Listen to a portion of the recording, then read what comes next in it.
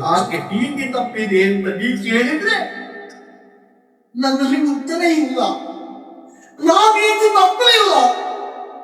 ಆದ್ರೆ ಒಂದು ಸತ್ಯ, ಆ ನೀತಿಯೇ ನನ್ನ ಕೈಯಿಂದ ತಪ್ಪಿದಣ್ಣ. ಯಾವುದೋ ಒಂದು ಕೆಟ್ಟ ಗಳಿಗೆ ಬರುವ ಸಂದರ್ಭದಲ್ಲಿ ಕೆಲವು ಸಲ ಭೀತಿಯೇ ನಮ್ಮನ್ನು ದಾರಿ ತಪ್ಪಿಸ್ತದಂತೆ.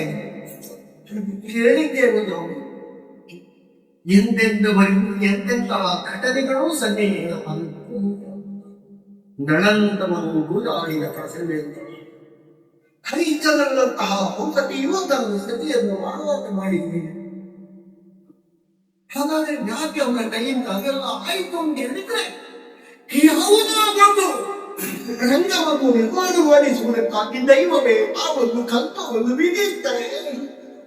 ಇಲ್ಲದೆ ಇದ್ರೆ ನಮ್ಮ ತಂದೆಯವರು ಗಜಪ್ರಾಂತೆಯಿಂದ ಬಿಟ್ಟಿರುವಂತಹ ಶ್ರವಣಕುಮಾರನ ಪ್ರಾಣವನ್ನು ತೆಗೆಯಬೇಕಿದ್ದೆ.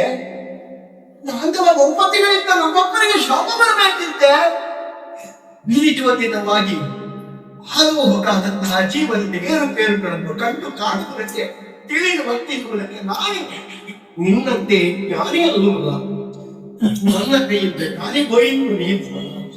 ಆದ್ರೆ ತಪ್ಪಿದಂತಹ ಏನು ಅಂತ ಮೊದಲೇ ನೀನು ಹೇಳಿಕೆಒಂದು ಸಮಾಧಾನ ಅಂದಪ್ಪಾದಿವು ಮಾಡಿದಾಗ ಶಿಕ್ಷೆಗೆ ಒಳಗಾಗಬಹುದಾದಂತಹ ಒಂದು ವಿಧಿ ಉಂಟಲ್ಲ, ಅದು ಮಾಡಿ ನಮ್ಮ ನೀತಿಗೊಳ್ಳುವುದಕ್ಕೆ ಶಿಕ್ಷಾ ವಿಧಿಯುಂಟವಾದರೂ ಸಾಧ್ಯವಾಗುವುದಲ್ಲ ಎನ್ನುವ ಸಮಾಧಾನ